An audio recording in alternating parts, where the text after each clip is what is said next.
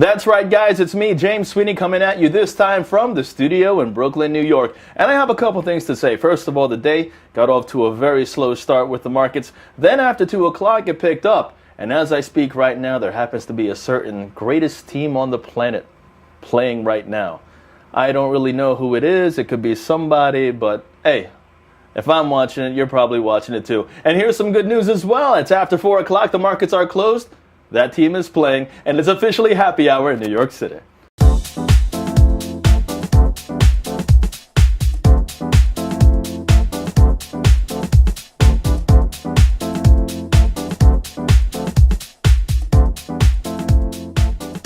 Now, a slow morning has turned into quite the active afternoon, with the Federal Reserve finally making some waves and getting the markets moving. And it's been a while since the markets have been moving. Seriously, a while. Now, after some mixed data earlier that saw consumer prices decline 0.2% last month and confidence amongst home builders rise to its highest level since 2005, the Fed took center stage today. As well, it stuck to its script, saying that it was nearing the end of its asset purchases and won't hike interest rates for a considerable period of time. Considerable, that being the key word.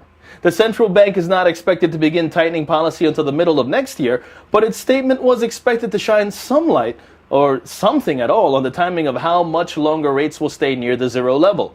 Also, as expected, the Fed reducing its bond buying program by $10 billion to $15 billion a month and may end the purchases this October, therefore meaning that higher rates are approaching soon. Just how soon is the question everybody wants answered. And with that news, the Dow Jones rallying in the afternoon, and we now take a look to see exactly how the markets closed out the session, where for every 2 stocks falling, 3 rose over at the New York Stock Exchange. Let's take a look.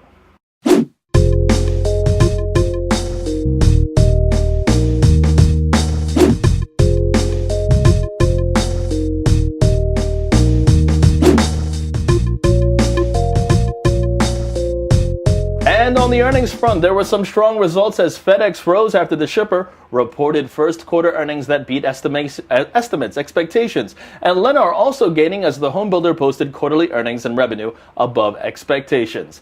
And a big note, bigger than the Fed, as I speak, the greatest team in all the league, Chelsea FC, is taking on Schalke in the Champions League. And if you're not watching that right now, you better be watching this. And then going right back to that, because the living legend, that's right, this man, that man there, the living legend, that one right there, he's playing today. He's got the start. My king, Didier Drogba. And you want to know my prediction for the game? This man right here in the team, that man right there in the team, CFC 2, Schalke -1. How is that possible? Don't even ask, it just is. So until tomorrow morning from ModernWallStreet.com, come on, you Blues. And I'll see you guys all in the morning. I'm James Sweeney.